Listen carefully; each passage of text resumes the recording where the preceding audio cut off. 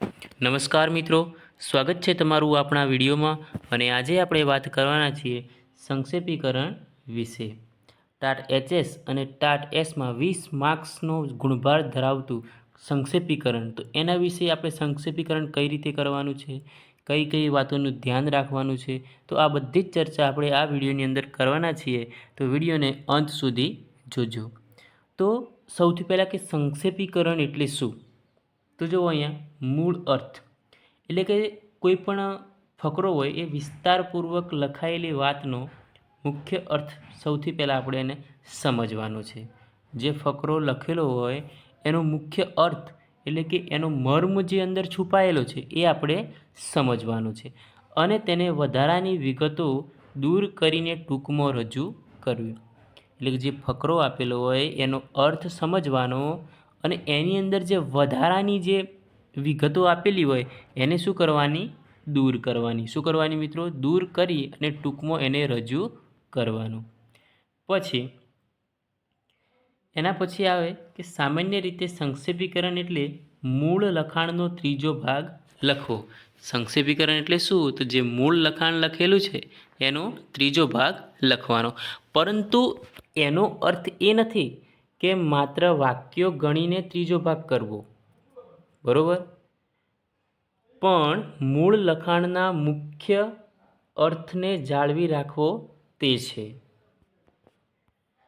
પછી ભાષાનો એમ કરકસરપૂર્વક ઉપયોગ કરવો.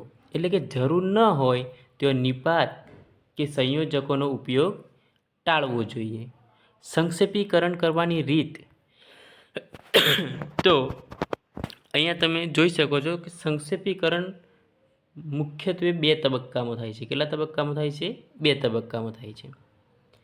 એક અર્થગ્રહણ અને બીજો છે પુનર્લેખન.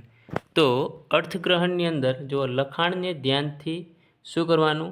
વાંચવાનું અને એનો મુખ્ય અર્થ અને એનો જે સાર હોય એની વિગતો સમજવી. એના પછી પુનર્લેખન. તો એની અંદર જો વધારાના દ્રષ્ટાંતો એટલે ઉદાહરણો આપેલા હોય, અલંકારો હોય કે પુનરાવર્તન થયું હોય જે વાક્યનું અને અર્થને સ્પષ્ટ કરતા શબ્દો દ્વારા સચોટ રીતે ફરીથી લખવું. પછી જો આગળ કે ધ્યાનમાં રાખવા જેવી બાબતો, તો સૌથી પહેલાં તમારે શું કરવાનું? આખા ફકરાને 3 વાર વાંચવાનું. શું કરવાનું? 3 વાર વાંચવાનું. પહેલાં મુખ્ય વાત સમજવી, અંદર જે વાત છુપાયેલી છે એ સમજવી. બીજી વાર કોઈ વિગત રહી ન જાય એ તપાસી લેવું. અને ત્રીજી વાર મહત્ત્વના શબ્દો હોય એની નીચે તમારે શું કરવાનું? અંડરલાઇન કરવાનું રહેશે. પછી અંદરથી શું શું ટાળવું?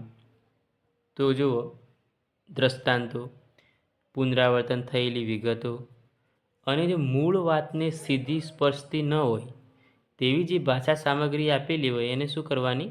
દૂર કરી દેવાની છે. એટલે કે ઉદાહરણો આપેલા હોય, વારંવાર પુનરાવર્તન થતું હોય, પછી મૂળ વાત હોય એને સ્પર્શતી ના હોય એટલે એને ટચ ના થતી હોય એવી વાતો જે વધારાની હોય એને શું કરવાનું?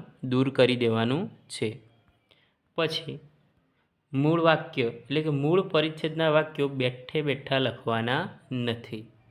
કૌશલ્યનો ઉપયોગ એટલે કે સંક્ષેપીકરણ કરતી વખતે સંધિ, સમાસ, શબ્દ સમૂહ માટે એક શબ્દ અને રૂઢિપ્રયોગોનો ઉપયોગ કરી શકાય છે, બરાબર? કોઈ પણ વસ્તુ મોટી મોટી લખેલી હોય તો એના માટે જો તમે શબ્દ સમૂહ એના માટે વપરાતો હોય એવો લખી શકો તો એ સારી ઇફેક્ટ પડતી હોય છે.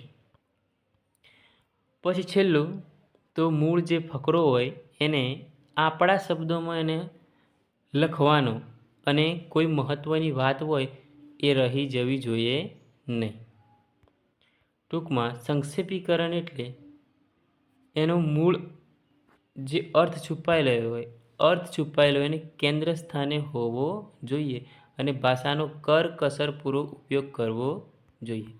ટૂંકમાં આપણે જો વાત કરીએ તો સંક્ષેપીકરણ એટલે કે આપણે એને ત્રીજા ભાગની અંદર આપણે એને લખવાનું છે. પણ ત્રીજા ભાગમાં ખાલી જે એના વાક્યો છે એને ગણીને કે દાખલા તરીકે 18 વાક્ય છે તો એના આપણે 18 ભાગ્યા આપણે 3 એટલે 6 વાક્યો નથી લખવાના. પણ એની અંદર જે સાર છુપાયેલો છે એને આપણે મસ્ત રીતે એનો અર્થનો અનર્થ ના થઈ જાય એ રીતે લખવાનો, એનો અર્થ મળવો જોઈએ. તો આ રીતે આપણે સંક્ષેપીકરણ કરવાનું છે. તો મિત્રો, તમને વિડીયો કેવો લાગ્યો? જો તમને ગમે હોય તો વિડીયોને લાઇક, શેર અને ચેનલને સબસ્ક્રાઈબ કરવાનું ના ભૂલતા. જય હિન્દ, જય ભારત.